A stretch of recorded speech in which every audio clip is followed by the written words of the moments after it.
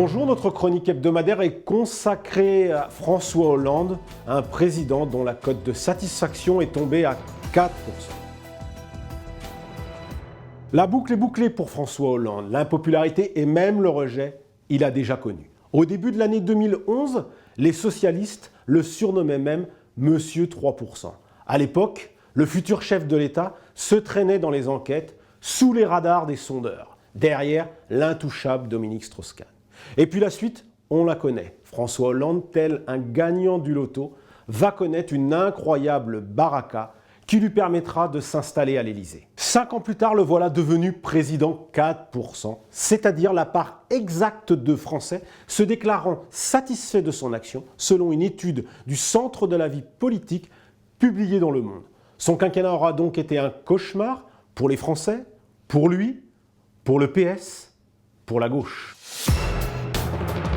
Alors bien sûr, François Hollande a déjà connu l'enfer, il en est même revenu. Naguère Monsieur 3%, aujourd'hui président 4%, il croit évidemment qu'il peut retourner la situation, car l'ancien élu de Corrèze croit toujours dans sa bonne étoile. Mais cette fois, il défie toutes les lois de la politique, car c'est un vent force 10 qui souffle dans le camp du président sortant. La gauche est pulvérisée. Une large partie des députés sortants les plus légitimistes n'y croient plus. Ils ne rêvent même pas de qualification au second tour de la présidentielle. Ils veulent tout simplement sauver les meubles et leur siège aux législatives. Or, depuis le début de son mandat, François Hollande a méthodiquement liquidé le PS municipal en 2013, départemental et régional en 2015, et c'est bel et bien aujourd'hui de la survie du PS, le PS de François Mitterrand, qui est bien en jeu.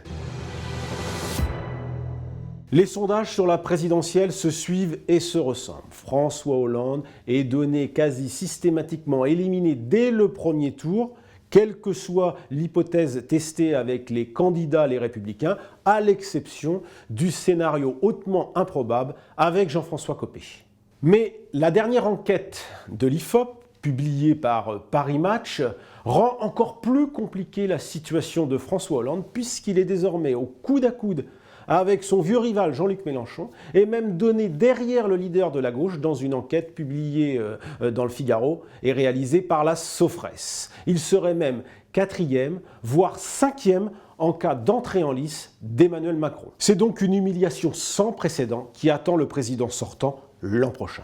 Mais dans ce tableau très sombre, François Hollande trouvera sûrement un motif d'optimisme, car dans son malheur, aucun de ses candidats, déclarés ou pas, de Manuel Valls à Arnaud Montebourg, d'Emmanuel Macron à Benoît Hamon, ne fait mieux que lui dans ces fameux sondages. François Hollande en plus petit dénominateur commun d'une gauche pulvérisée, funeste consolation au terme d'un quinquennat catastrophe.